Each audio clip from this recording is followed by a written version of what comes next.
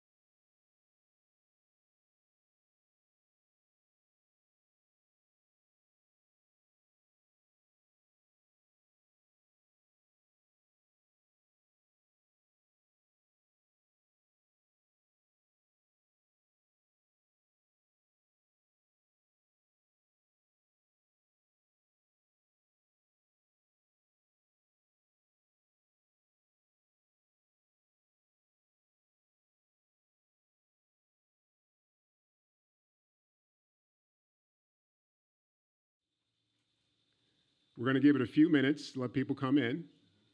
To my right is Mr. John Terry, Dr. John Terry. John, how are you, sir? I'm doing just fine. Give me some dap. So just hang in there for 1 second. Oh, look at Ray Lucas, man. Looking good there, brother. You guys going to bring the sound in? Bring their sound in for a second. We're still setting up everyone. Keno, I see you, Keno. Raise your hand, bro. There you go. Can you guys say something? I can't hear them, guys.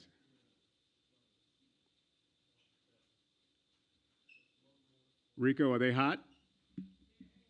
Okay, hang on, guys. We're still setting up. All right.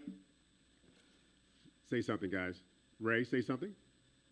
Okay, how's that? There you go, Ray. I hear you. Keno, say something, Keno. Hello, hello. Can you hear me? All right, we're good, guys.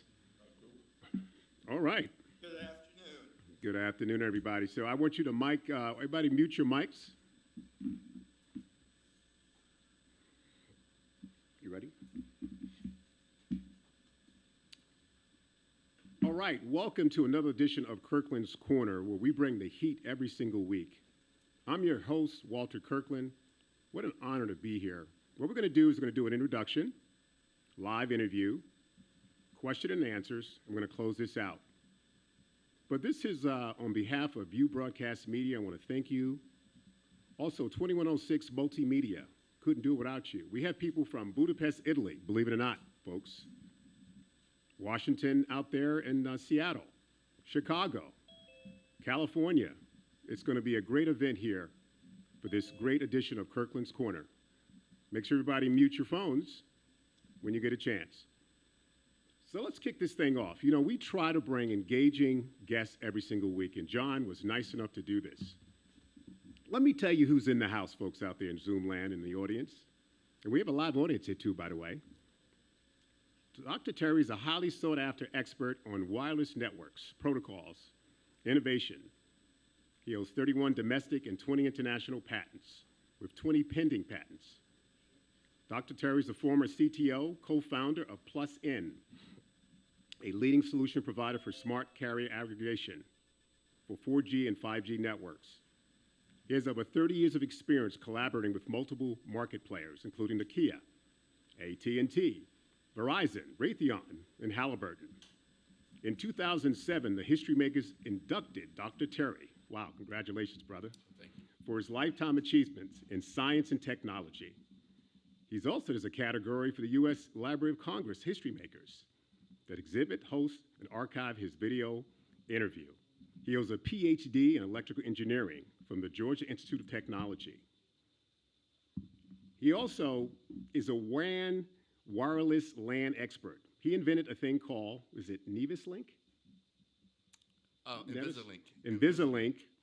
It secures mobile data, keeping personal identifiable information and private, keeping IoT devices continuously connected.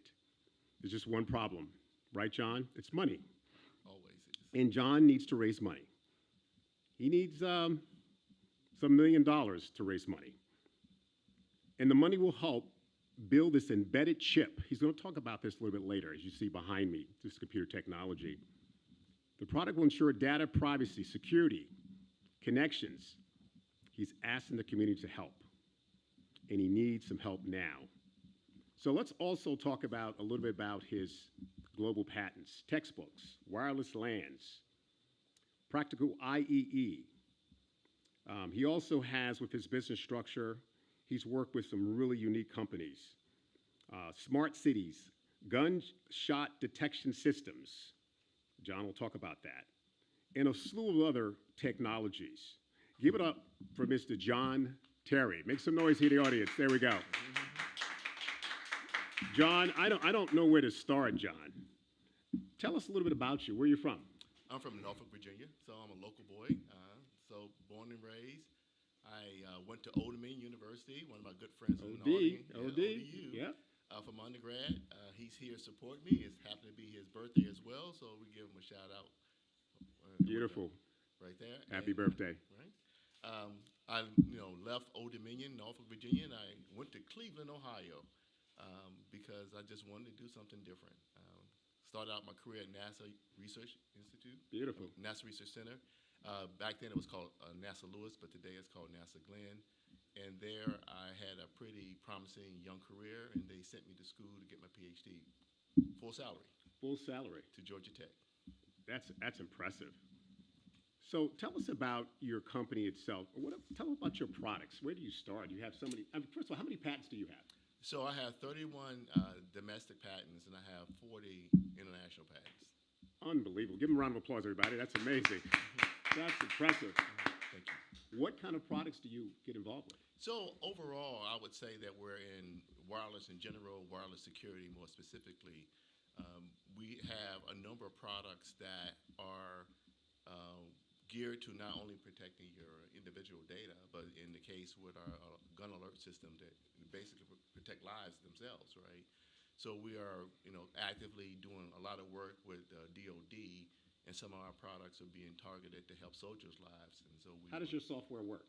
So actually, it's both software and hardware. So that's a distinction between us than some other products. Oftentimes, people want to know, do you have an app? Well, yes, you have an app, but the app has to be powered by something, right? So we, That's correct. as individual users, don't always know about sort of the engines that are running behind the scenes. That we just take for granted that you turn on your phone and everything works the way it should work. But there's a lot of innovation that goes into building up the platform on which your applications run. And so we're building both products.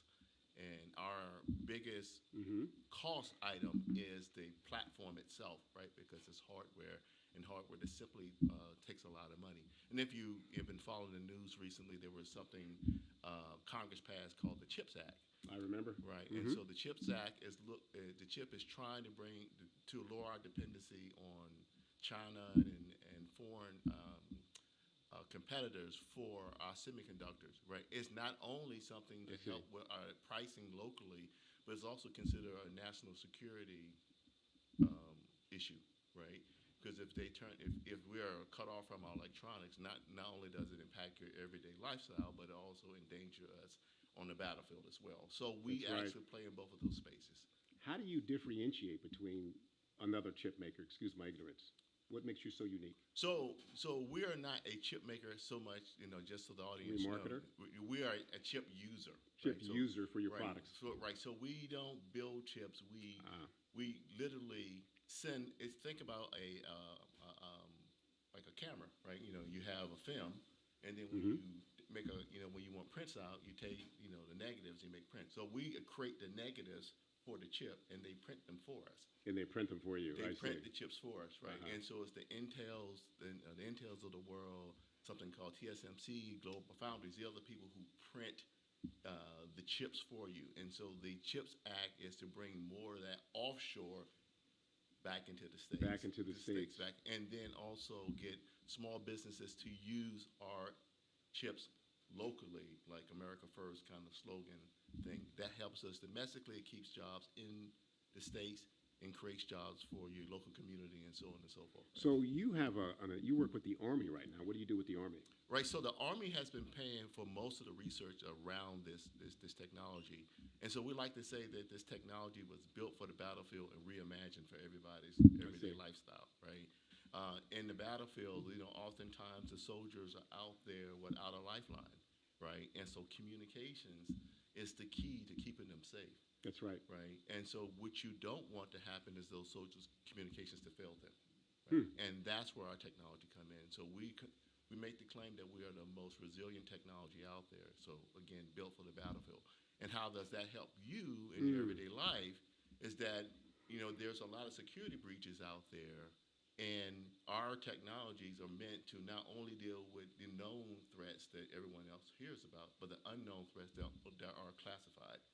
And we're in the process of undergoing testing to further make our solution more So resilient. explain to our viewers why it's so expensive for the testing and the validation of Well, it. that's a very that's a very good question. So when you build a chip and you need so there's a lot of you just don't walk in a lab one day and just say I want you to print this thing out for me. So there's a lot of software simulation that must take place, and those software simulation tools can cost millions of dollars. Why? It's just the sort of the cost of entry for the business, Cost right? of entry. You know, they need to make money as well, and they allow you to then, once you build the sort of the mask Mm-hmm. that you can then print out your chips, it allows you to simulate all of that prior to building a mask. So once you what's called harden the chip, you can't change it anymore, and so you don't want to build a chip that we call dead on arrival. Dead on this, arrival. So the software allows us to simulate a number of different use cases to make sure that when the chip comes back, it works, you know, pretty much the way you expect it to. And today you can get 95% first pass success if done properly. So, and although the software is expensive, Mm-hmm. you can, you know, you recoup that money by getting to your market early, not having to do what's called a respin, meaning to print the chip out again because you fall false into them. And you don't have that cost all year round. You just have that cost when you at that last, you know, rush at the end where when you want to spend a new chip. So you know, so it's a heavy, expensive cost when you're I about see. to spend a chip, and then you know you basically lease the software, right? You don't keep it full You time. lease it, You okay. lease it, you know, like leasing equipment. And when you don't need it, then you know you don't have to pay for that and your normal overhead expenses. So what's the current state of affairs right now with your company in terms of the development, and what are you looking and asking for? Right. So we have been trying to raise money, you know, on a various different methods. Some crowdfunding. Okay. More recently, we're currently sponsored by a couple of U.S. Army grants, Oh. right, that are specifically Nice. targeted for the entry points that we want. The entry points that we want in the marketplace. We are, as of today, we're what's called the freeze point, meaning that there can be no more changes to the design until the chip, you know, comes back. So today is our freeze, and so it's sort of a big day for us. We are expected to tape out. The word tape out means like you go take your negatives to the, you know, into Kinko's or somebody and print out your actual chip. So we're going to tape out in first quarter of January. Oh, wow. All right, so that's, you know, that's pretty exciting as well. I've been self-funding most of this, primarily. The reason is that, you know, almost all owners and founders have to put money into their company, because if you don't believe in yourself, no one else will. That's right? true. And the best way to show that you believe in yourself is to put your own money up, right? And so I put quite a bit of my own money into getting this product to the market. And hopefully, we do have some early indications that DoD would want to take this test chip that we're building and then put it into some of their products. Right? So that's sort of recent and good news. What we need money for is just the chip itself doesn't make it a product, right? So having a chip is not the same thing as having a product. I So you have see. to take the chip and then make it a product. And those products might be anything from a headset to a sensor device. So literally, chips are in everything we do in life, and we take it for Everything we granted. do, we take it for granted. So everything we do are driven in. So a couple technical questions. Sure. Can you describe what your patents cover specifically? Yes, so our patents are really focused in on. So just a little bit of a background. I spent my early years at Nokia Research Center, and I was the vice chair of what's considered today Wi-Fi. And so I wrote a book on that subject matter. Very nice. And so I'm a WLAN Wi-Fi expert. That's why I get retained for legal cases and such, right? So what we did, in the industry, people are used to using their Wi-Fi. I have a proprietary solution, and I want people to adopt it. Well, the best way to get someone to adopt it is to have them use it in the way in which they're familiar with, right? And so our technology overlays Wi-Fi. So from an end user's perspective, it's just using Wi-Fi.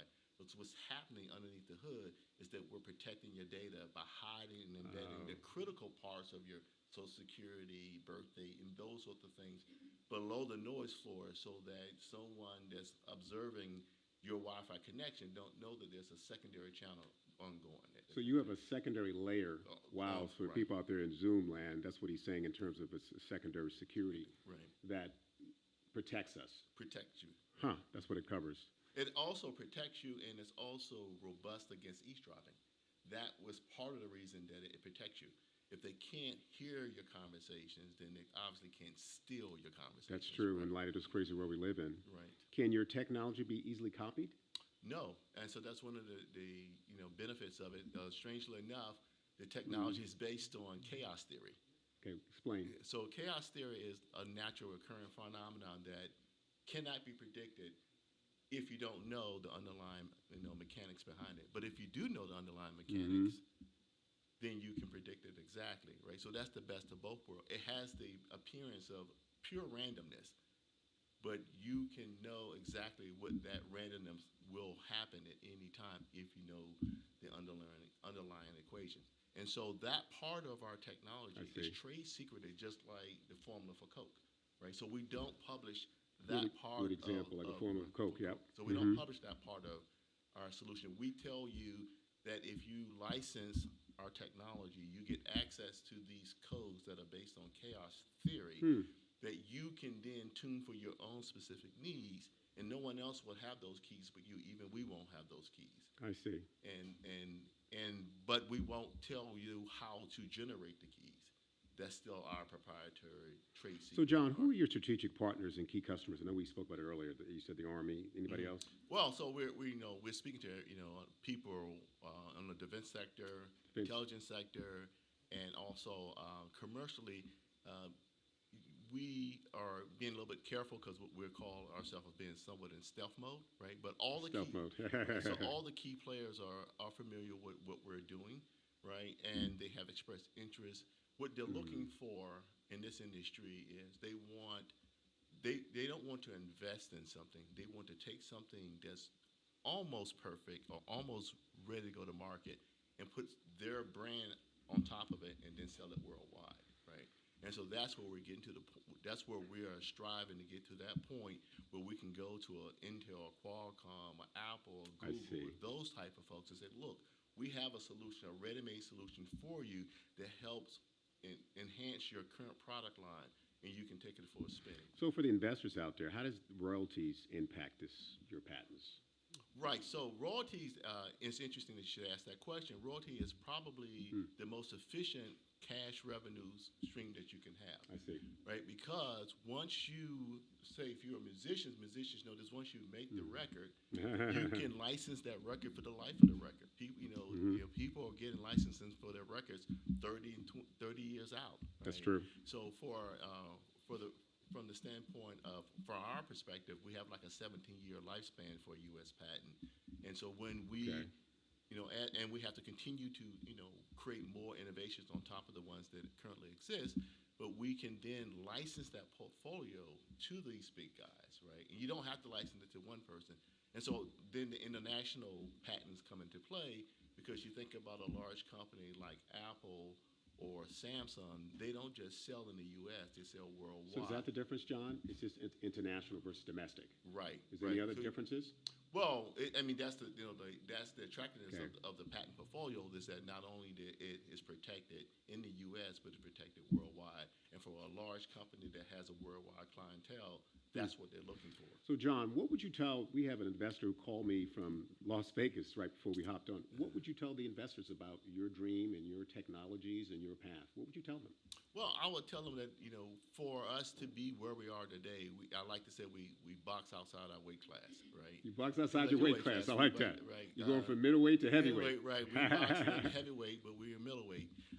The difference in that we have been very efficient and very successful with the money that we have gotten, more so than what is, so I would say a company that's at the similar state that we are would be like a $15 million funded company. I see. Right. But we have used grants, and we have used our relationship with incubators. They have given us what's called in-kind funding, meaning that they give us access to the software that I spoke of. They don't give us the cash directly, then we have to But you have access to the software. We have access to the software, which then allow us to produce the chips. And inside information. Right. And so then when we build these chips, it has the same value if someone else had raised the money $10 million and then took the $10 million and paid these guys $2 million. I got the I same see. software as they have. I'm using the same software Wow. that the Intels, the Googles, and Apples are using. So, we're using all the same stuff as all the key players in market That's leaders. exciting. Right. So, John, in the next 5 years, where would you want to be?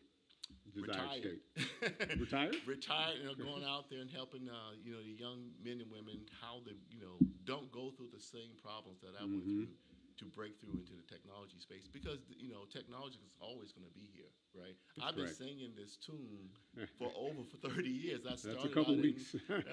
I've been helping out students when I was first at NASA, then at every job I've had, I've helped bring along our younger community to get them more involved into the STEM technology because that's where I spent my whole career.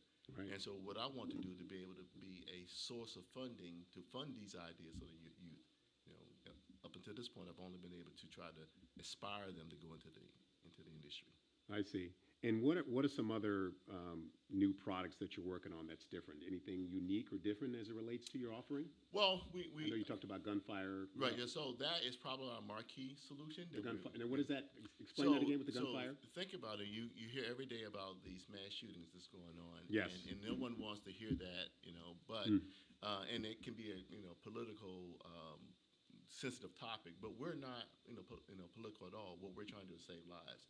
And so the thought is that if you can detect the source once a gunfire is shot, Yes. and you can then locate that the approximate location of the gunman through the echo locations from the sound, you can then take your information and direct folks who have your app to the safety zones in the school, and then instruct law enforcement. How would you know the safety zone?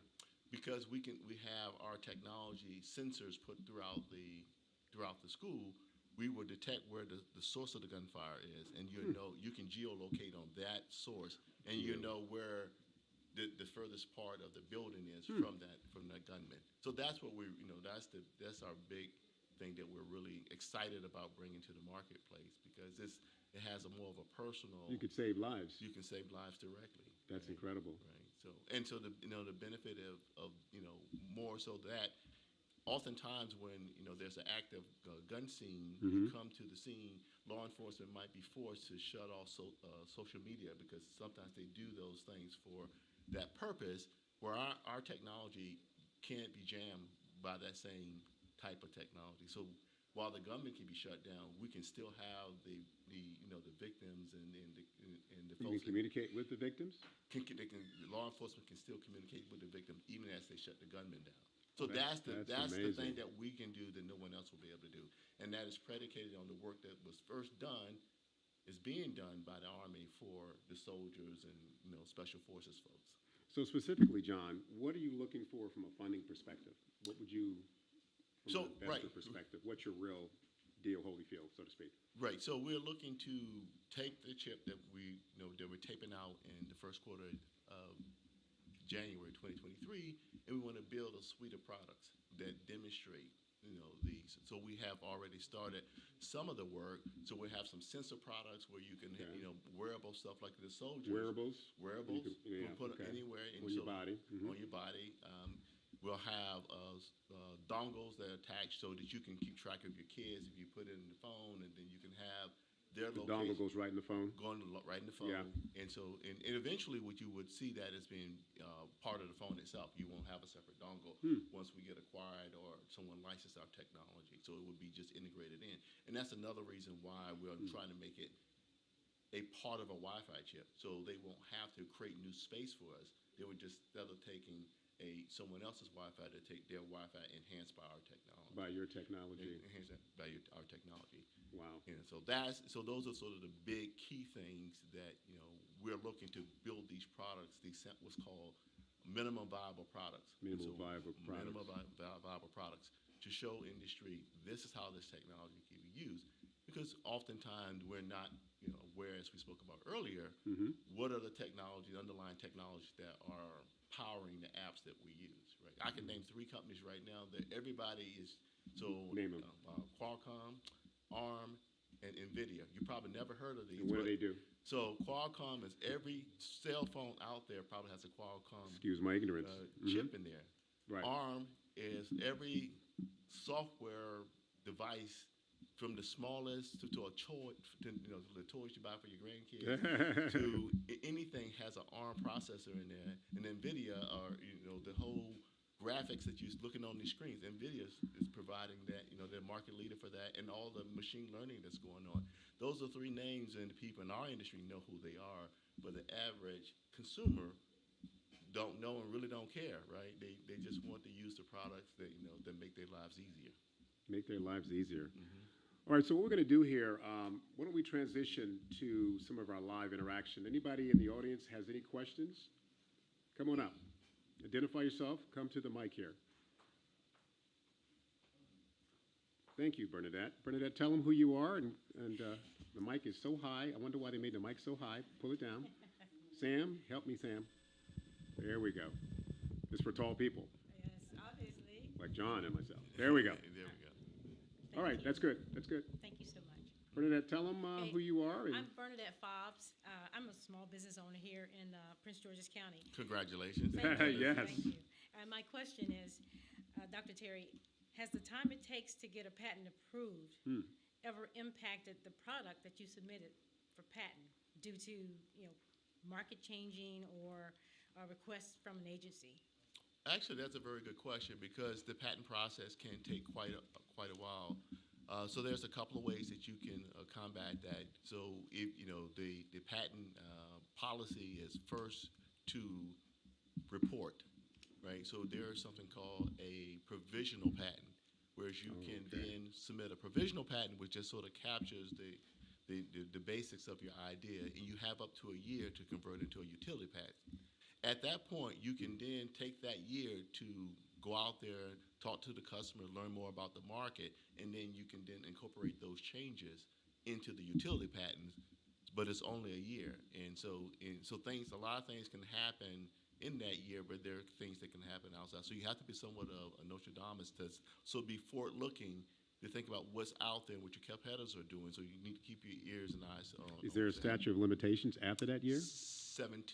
If you get granted a patent, you got 17 years on it, but it could take up to 5 years to get the patent. And I think that's sort of the nature of her question.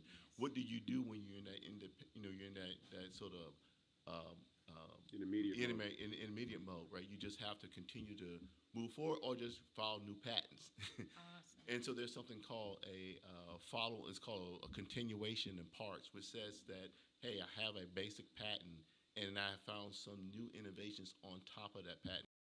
File a continuation of that patent, right? So then the priority date, meaning the time at which that you claim ownership to that idea, goes back to your original patent, right?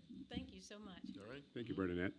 Anybody else in the audience have a question, comment? Yes, come on up, Wayne. This is Wayne Carey. It's his birthday, by the way, and My good friend. he went to school with John, and he's also a member of the Hunter Blackman. Wayne, thank you for hanging out tonight. Absolutely. Good to see you all. Good to see you, John. Good to see you all. So I went to school with John. I remember we went through engineering school together That's impressive. and made it on through. One of, I think, 4 African Americans who graduated that year Oh, wow. in the engineering department. So Congratulations. we go back a long ways. So I can remember a conversation that we had. I don't think I've shared it with you, where we're walking between classes. And I remember you saying, we're learning all this theory. I want to build something. Yeah. I don't know if I remember Yeah, I that. do remember You do that. remember that? I do remember that. And look at you building some things. So That's I'm true. really proud of you. So, so with that being said, you covered a lot of ground here, and I know that. Do you have some of your security products? Do you have anything that works with the music industry at all? Well, so what we're trying to build is a product that is what's called plug and play, right? And so while it is mostly geared to web-based types of application and also sensor data, it could easily be put into a home entertainment system, or it could be in a speaker, or anything, anywhere in which you can imagine Wi-Fi or Bluetooth operating is the same way our technology can be used as well. So could it save you? It could stop pirating of copyrighted material, things of that nature as well? Yeah, so we do have an application where we're talking about protected NFTs, NFTs, and right. so non-fungible tokens. And NFTs, so those of you who are not familiar with, is basically a digital asset that you have that has some uniqueness to it. Cryptocurrency?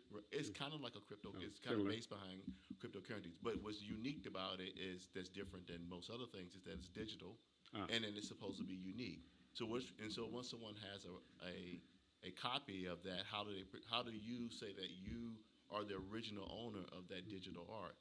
Well, what we have with our technology, we can do what's called digital watermarking. So we can watermark okay. that so that when you create this and you use our technology, that if someone copies that technology, you can use, like, when you have with the counterfeit dollars, you can be able to find that where our signal's embedded in there, and they can't find it. They can't find it. Right. So Another we have the security scanner. measure. So we put the watermarking in, and we have the scanner that allow you to detect those. So those are the kinds of ways in which we can use our product to protect, those kinds of financial operations. Even in banking, it could go to banking. It can go into like remote banking.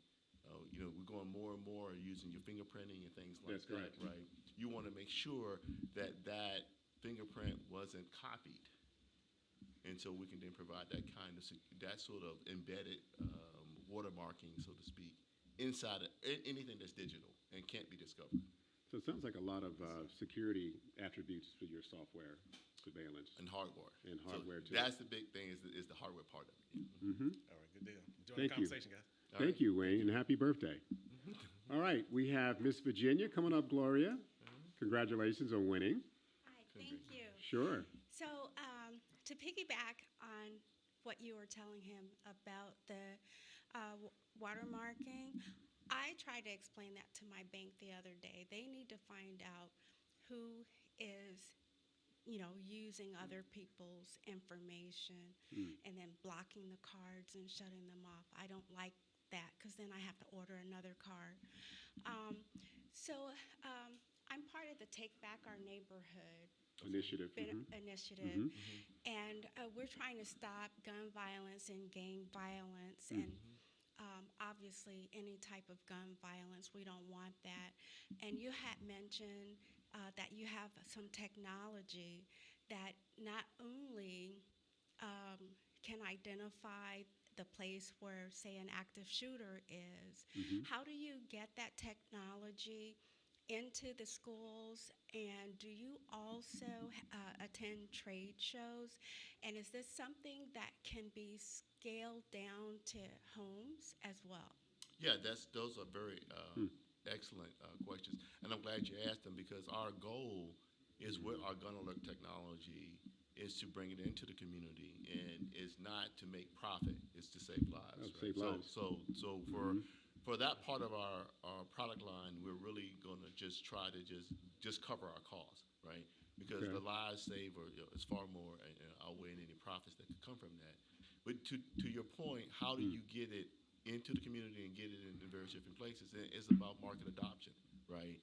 And we're early in our development cycle, right? And if we find the right partner who wants to take our technology, then we'll have some influence to say where we think this technology could be best served, right? Awesome. Thank you. Thank you. We have another Mayor Cross. She's the mayor of Glenarden. She's hanging out with us. Thank you so much for coming up. You're doing a great job in Glenarden, Mayor. Thank you, Madam Thank you, Mr. Kirkland. And hello, John. Thank you so much for this beautiful presentation. Thank you Now, so my question, I was 20 years in the United States Air Force, so I'm active duty retired. So you actually pulled a heartstring when you said that you were looking at supporting people in the field. Now, being in the field, how is it that you will have Wi-Fi incorporated in the field use? All right. So, Wi-Fi, most folks think about Wi-Fi just to surf the web. But what Wi-Fi is originally intended to do is to connect people in a local area. The LAN is local area network. Right? You don't have to have what's called a backhaul to the larger internet. So in the field, when you have soldiers doing a mission, they need to communicate to each other. But oftentimes you want them to communicate stealthy because you don't want adversaries, and You sometimes said get hot. stealthy? It's Explain, stealthy. what does that mean? Without being camouflaged, without Ah. being detected, right? Because it. you can Stealth mode, yeah. stealth mode, right? So everybody can detect a Wi-Fi signal, but so there's something called hiding in plain sight, and that's what our technology does. It means that you can know that there's a signal out there, but you don't know there are two signals out there, right? There we So go. you see this ordinary traffic going on, and then they can maybe disrupt the Wi-Fi channel, but they cannot disrupt our technology. So we like to think of our system. Think about the HOV lane, right? So you have the main traffic going, then you have the HOV lane. We're the HOV lane for everyone else's traffic, right? Think about it like from that standpoint. And so soldiers then will communicate back to a command post or something to that effect, which is not as far as a base station might be in the normal traffic. So we have to be able to work, 10 to 15 kilometers based on the requirement of the mission. So we have different versions of the technology that operates in stealthy mode, whereas that you just transmit just enough emissions to communicate within 15 or 20 feet of each other. And then sometimes there's backhaul communications. We got to get back to command posts or something like that to let the leadership there know what's going on in the field. So we can support both of those use case applications. And then the second question, have you hardened the software to ensure that it doesn't or isn't susceptible to like an EMP attack or something like that? Well, so that's sort of more of a material question.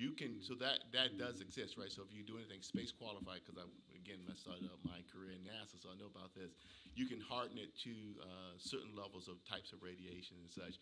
But most commercial products, so we won't build the chips, right? Remember I said that we just give them the negatives and they print the chips. right.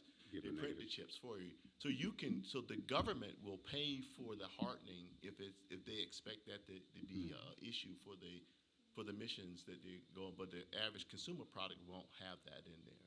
Now, if it's deemed, say, like something on the lines of as part of a terrorist countermeasure, then they might ask for it to be printed. So the design wouldn't change. It's just about the process that you manufacture with it and how costly that would be to do it. So it's equipped to do it. I thought you were going to ask a slightly different question, that if someone were to find a chip, could they then reverse engineer? And that's the question I was anticipating. And so the answer to that is no.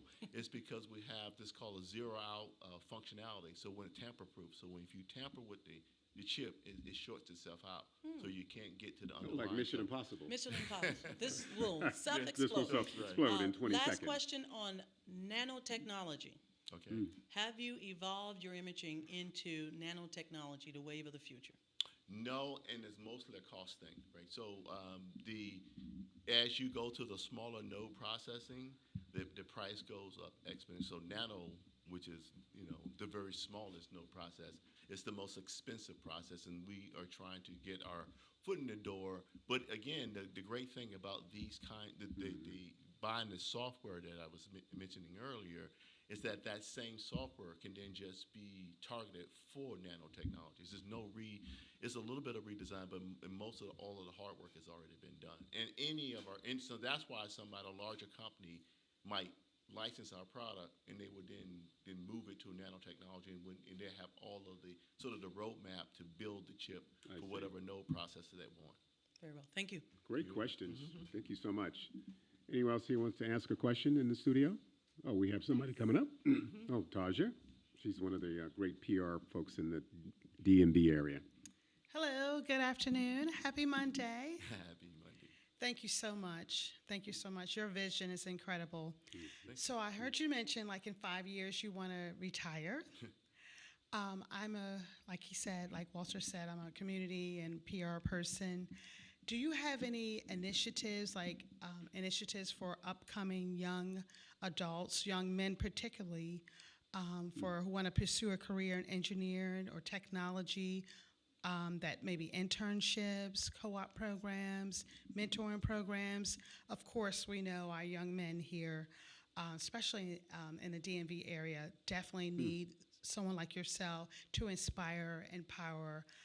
Like I'm a single mom my son goes to DeMatha, and I purposely sent him to a single-sex school because, of just keeping the men on track, keeping the young men in track.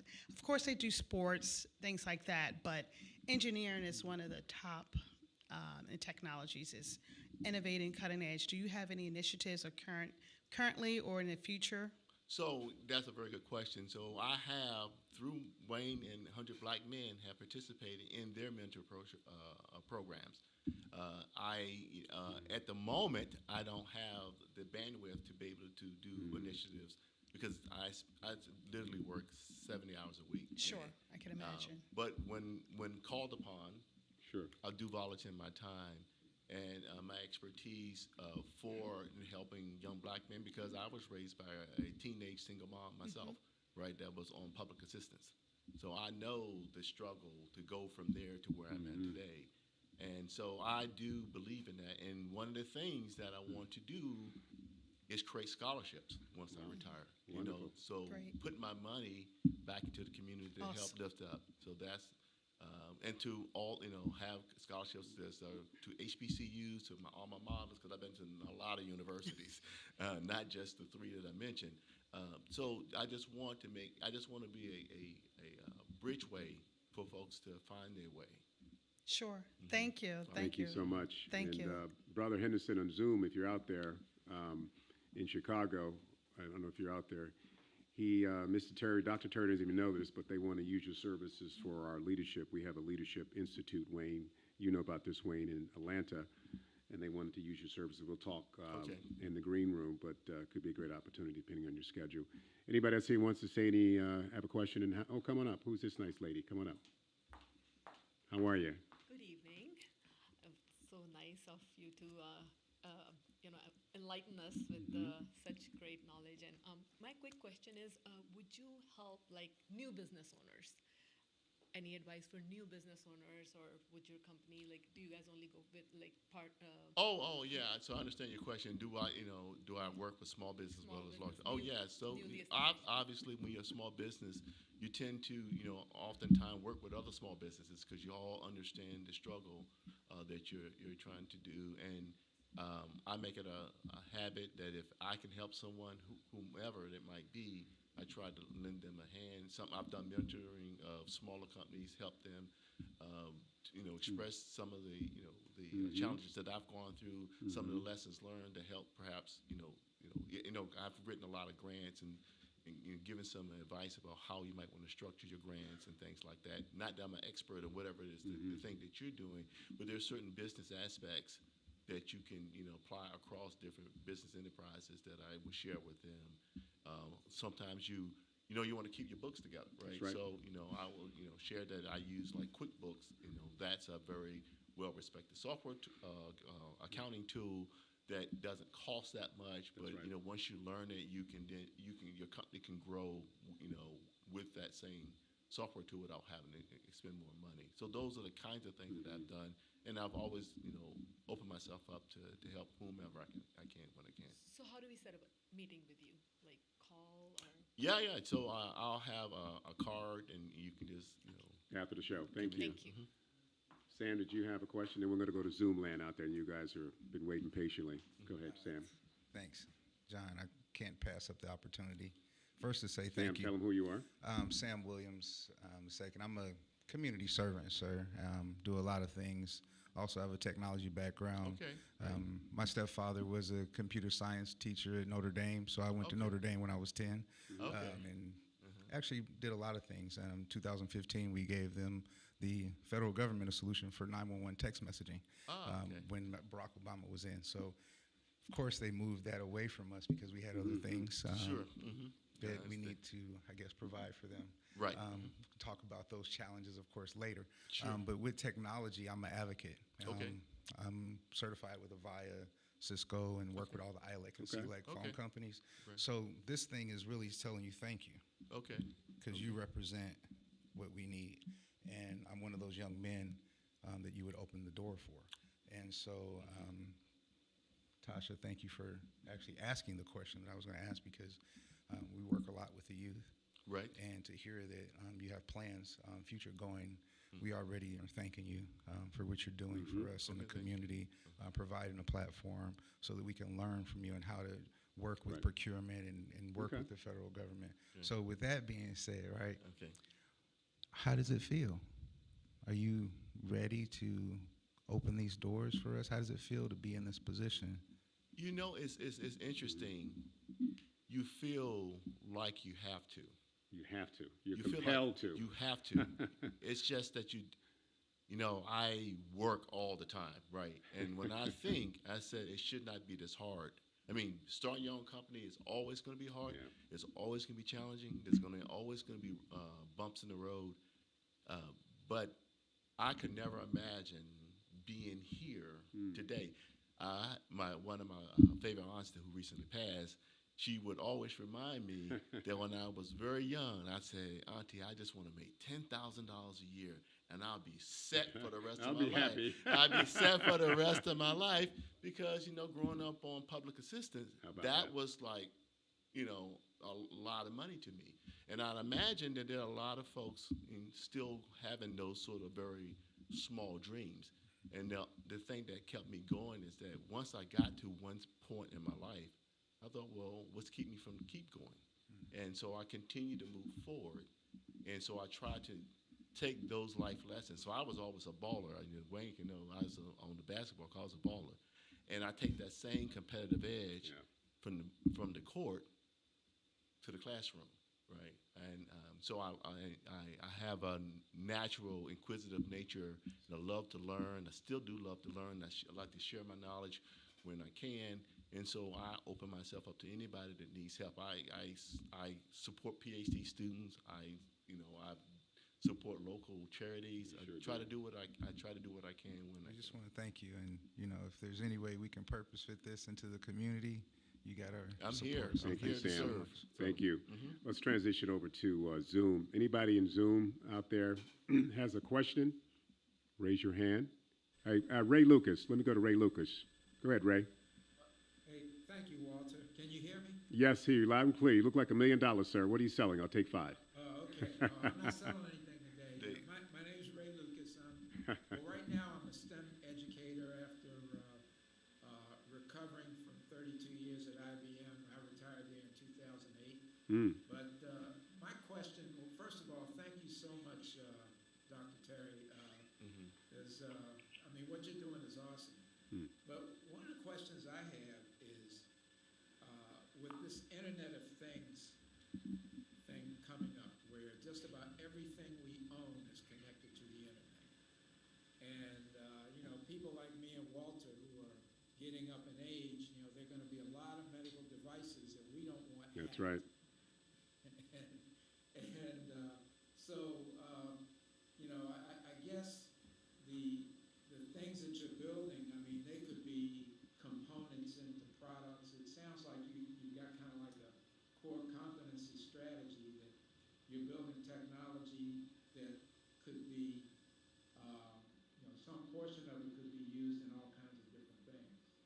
And I'm wondering how you protect yourself and your family with the products that are available now, excluding those special things that you know how to do that nobody else on this planet probably doesn't.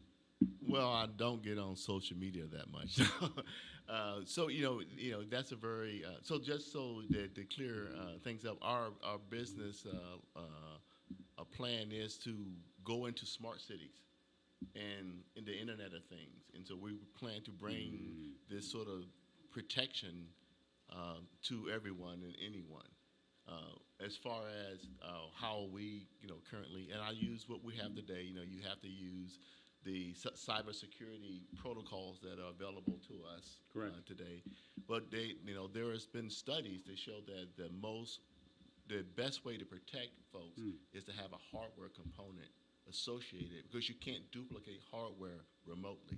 You can always duplicate software. You can Good always point. copy software anywhere in the world, but if you have to have a physical device, Are you guys hearing this? This makes sense. a physical device. So you think about now, like a lot of cars can be remotely operated, open with your phones, and so Apple has a technology called UWB that I was part of a startup. I worked on UWB as well when the technology first came when you get within a certain 3 feet of your car or 3 meters of your car can open up. So you have to have that chip, and you have to be physically within that distance. Yeah. So someone in China can't take over your car while you're driving.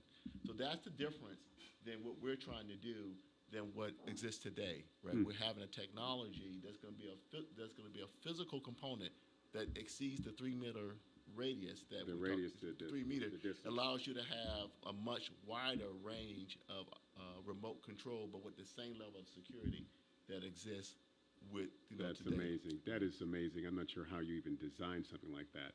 Ray, did you have another question?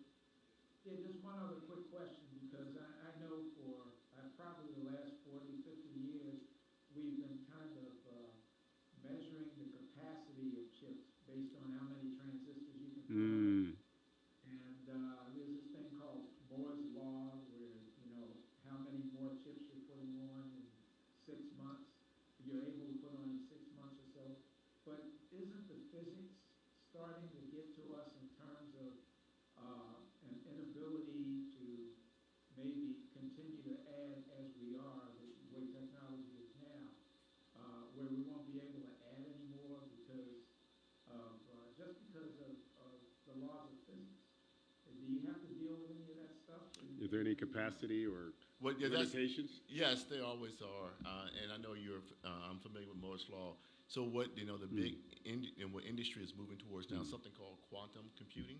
Quantum computing. So with quantum computing, for the same area and size, you get exponential more power, right? So as you're trying to combat, what Moore's law is all about is trying to put more transistors in a square area of square millimeter, so to speak. Where once that starts to level off, then what you want to do is to increase the processing in that same square millimeter, and that is in quantum computing. I see. All right. Great. The young lady above you has, thank you, Ray. You're awesome, Ray. Lady with her hand raised up. I can't see your name. Go ahead. Hi, my name is Cynthia Mason Posey. I am a 30-year Army retiree. Okay. And Thank you for your service. Member, Thank you for your support.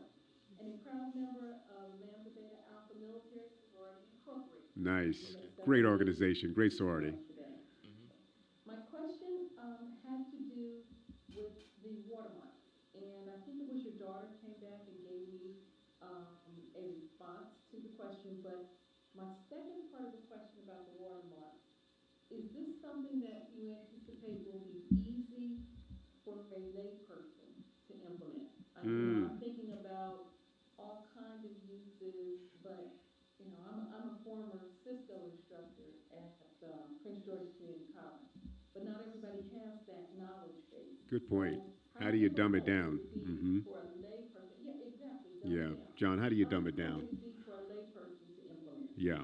So that's a very good question. So the goal is to be a simple click for the layperson. So they will simply drag in the document or image that they would like to protect, and you hit click, and then that's all they need to do.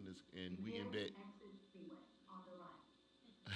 So similar to the old steganography. I love this. Okay. Right. You just drag it over into our software, and then you hit click, and then Drag and drop. Drag it, and then now it's encrypted for you, and you can send it out, without worrying. Anybody? Thank you very much. No. I love what you're doing. Thank you. Oh yeah, he's amazing. People like this you got to give him exposure. This is why we're doing this. We need investors. Anybody else in Zoom land? Any questions? I know this is a technical topic, but anybody else? Perlissa, do you have a question? Hi, Walter. How are you? Good to see you, my sister. Good to see you. Dr. Terry, so I am Melissa Wilson. I am also a almost 33-year Wow, thank you.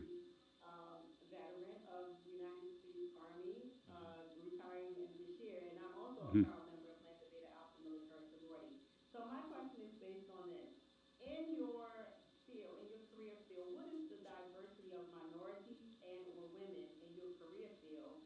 Have you studied that, and do you look for opportunities to employ more minorities, especially women, and or other service members, so veterans or reservists that are working in science and technology already in the Army, but maybe serving in the Army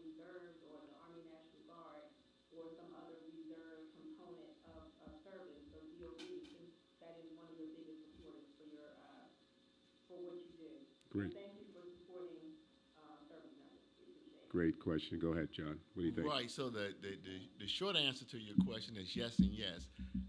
So our COO is a West Point grad and retired Army.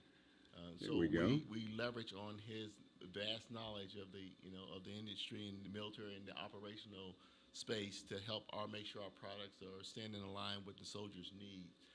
With regards to what is the percentage of minorities in STEM fields, those are published numbers, but I can tell you from experience that oftentimes I'm the only person of color in the room, no more than two. I can go to a conference of, recently I went at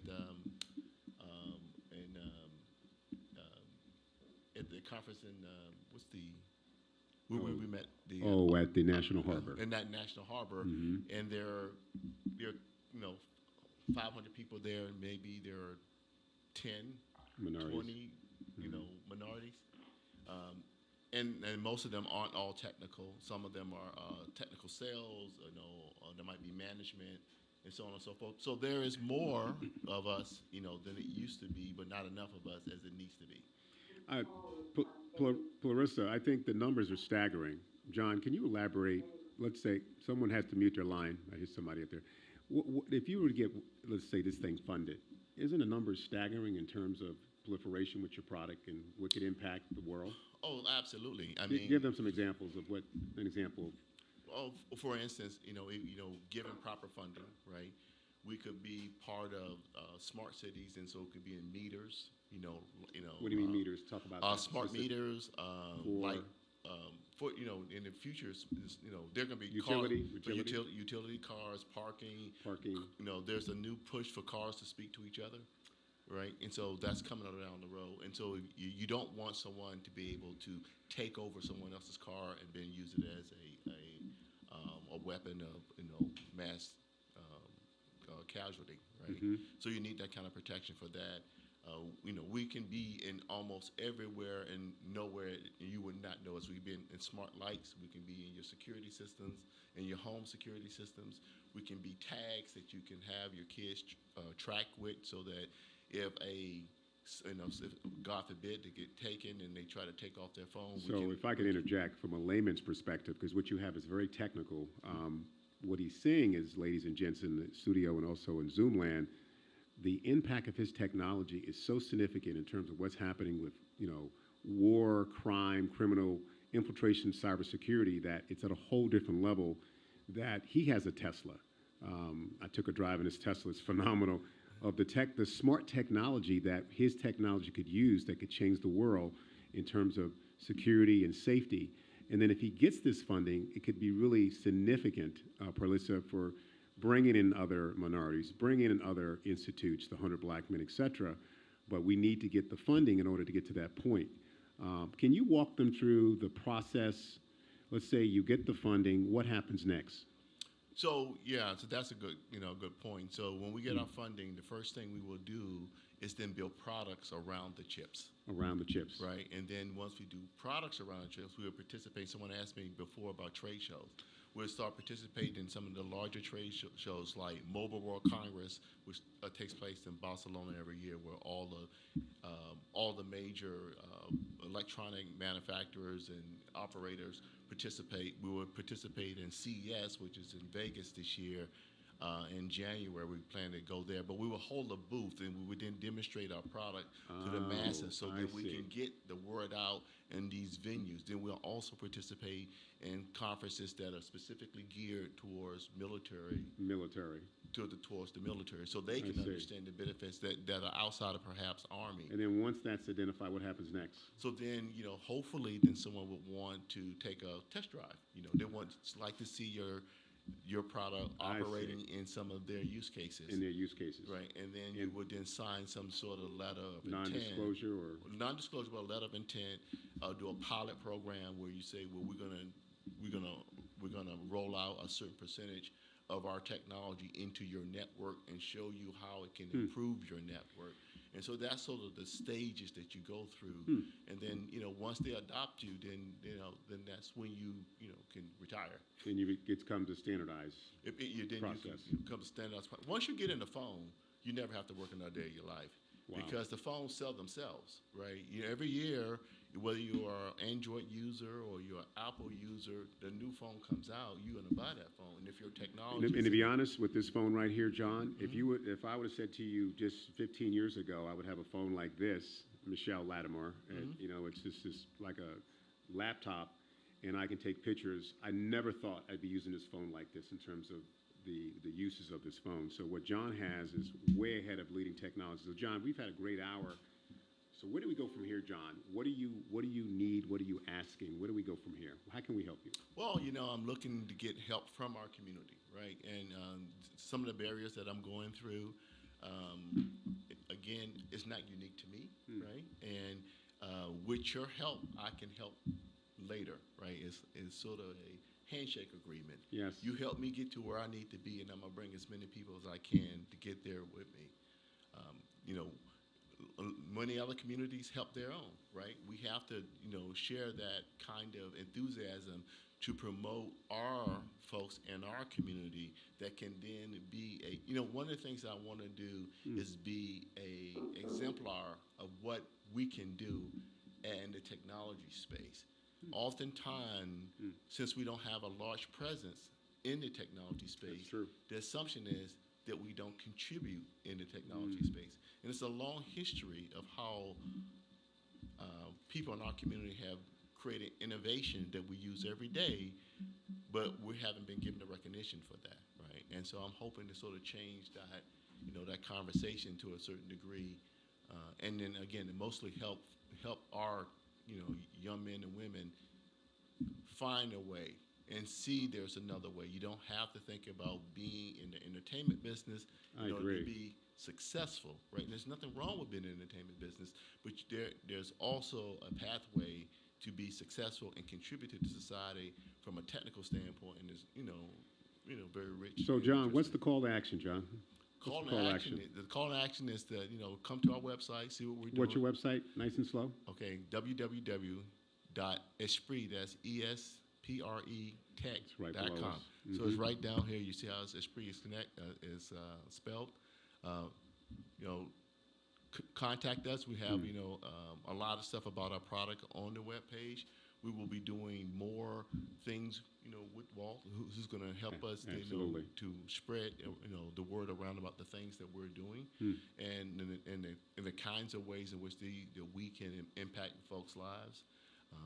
But yeah, come visit us at our website and drop us a note, and we'll get back to you. So specifically, do you have any trade shows coming up, any events coming up that people can support you, or any initiatives?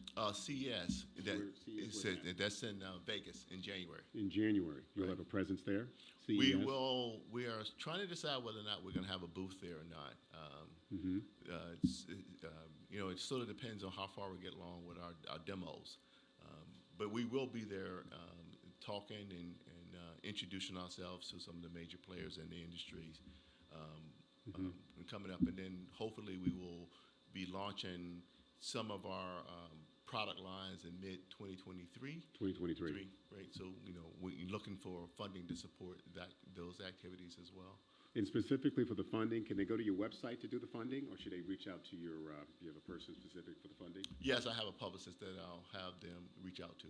Previously, we had a crowdfunding that unfortunately just ended last week. So I could have directed you to that platform. Okay. We haven't decided whether or not we want to do another crowdfunding round, or we're just going to do like a private investment portfolio for interested investors. So folks in the audience, I want to thank you for your time, and people on Zoom. I mean, this is pretty significant. How often do you have a person of color, an inventor with over 50 patents, one more time, with 50 patents, with technology, how do you even get a patent? So I'm extremely impressed with this man. So we need to tell our friends and family and investors, invest into this company. Again, you can go right below me and look at that website below. John, give them that website again one more time. www.espretech.com. That's ESPRETECH.com. All right. And we have another person that's raising her hand out there. Ma'am, you have your hand up real quick? Ma'am? Oh, I'm sorry. I think Dr. Terry already answered the question. Terrific. Basically,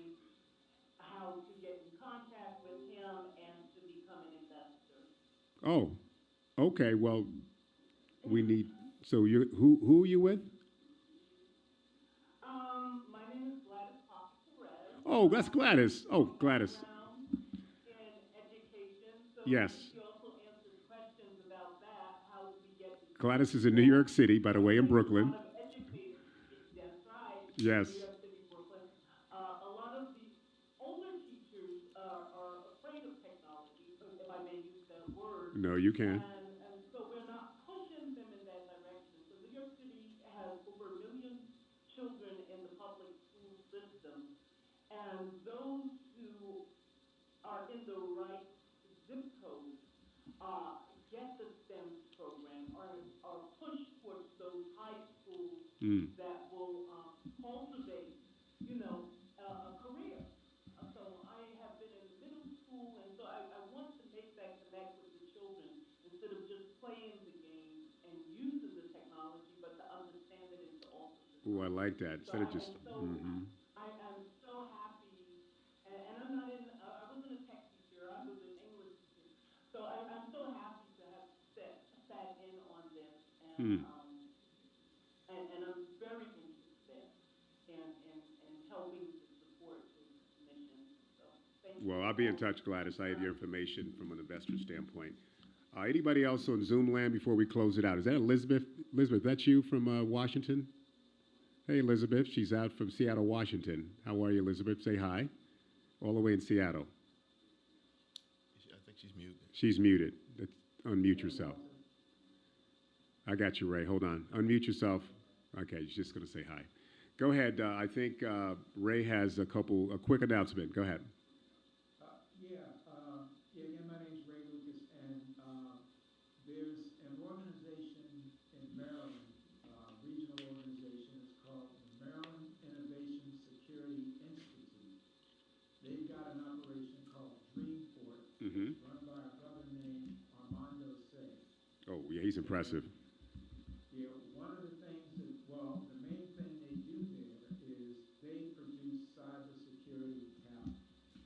And it's in Columbia and the Gateway area, the business area there.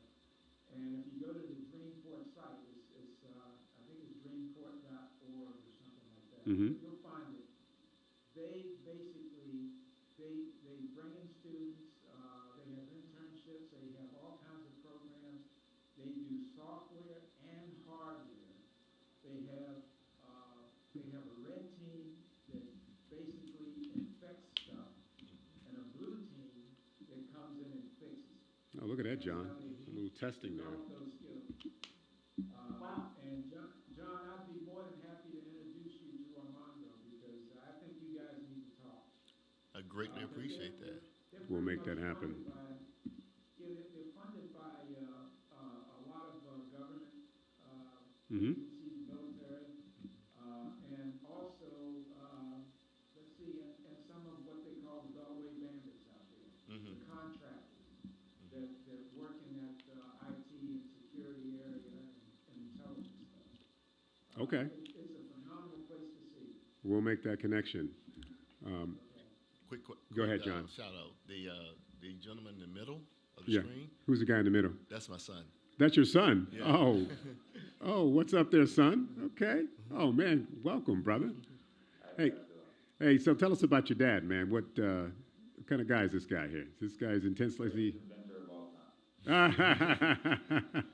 But all jokes aside, yeah, man, I think that one of the biggest challenges that we face, I've worked with him for a little bit on this project. Sure.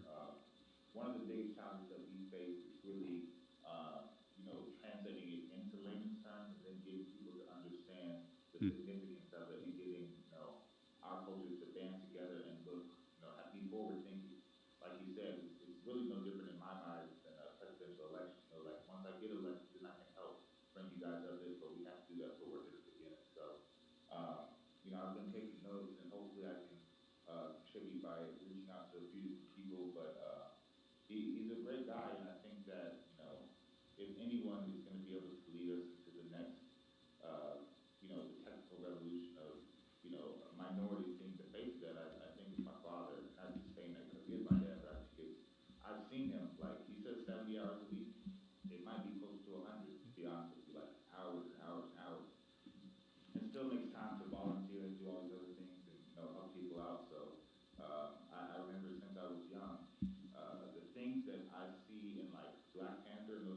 Yes. Stuff I was like dreaming about my dad doing when I was younger, and that's, I mean, honest to God, true Man, story. that's So amazing. if I can really get people to understand that, and help us really get him into the forefront of it, I'm telling you, he'll bring everyone with him, however we can. So I encourage guys, whoever's out there watching, even if you have, connections in the school system, We have a few.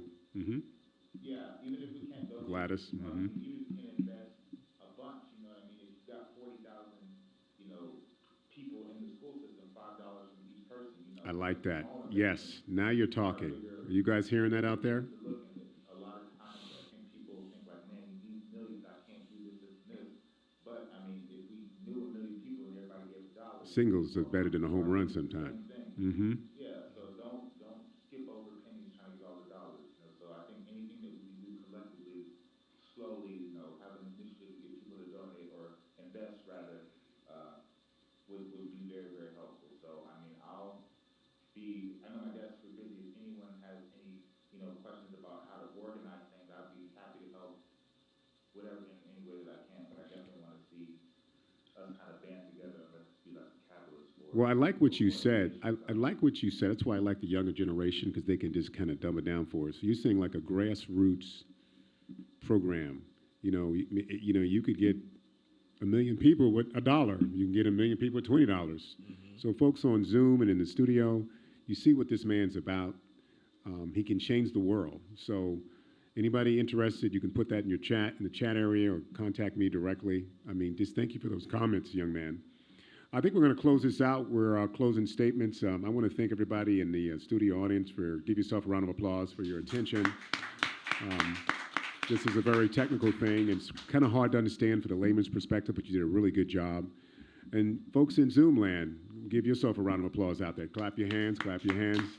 I know you're multitasking out there. I really appreciate you being involved. Ray, thank you for your great comments, and everybody else out there. And John, I just want to thank you for you coming out, and appreciate you, man. And what are your closing statements, brother? I mean, I'm real impressed with you. I'm so honored to work with you. What are your closing statements? I want you guys to grow with us. This is all about being a part of a community.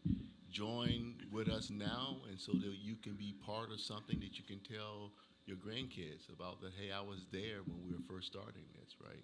Like you talk about the phone. I remember I actually worked at Nokia when they were talking about things like this. And so now to be on the other end, on the other side of that, is kind of pretty interesting. But I'm looking for how, our community do something that, can be an exemplar for the world. All right, give it up for John Terry, Dr. John Terry here on Kirkland's Corner. I want to say bye for now. I appreciate you. We bring the heat every single week. I also want to thank you, Broadcast Media, and I also want to thank 2106 Multimedia for their great production. I could not do this. Thank you so much, guys. You have a productive week. God bless you, and go out there and make a difference. And we have a saying at the 100 Black Men, Wayne knows this: what you see is what you'll be, and he's doing it right here. God bless. Have a good day. Recording stopped. All right. Thank you. Awesome job. Awesome, guys.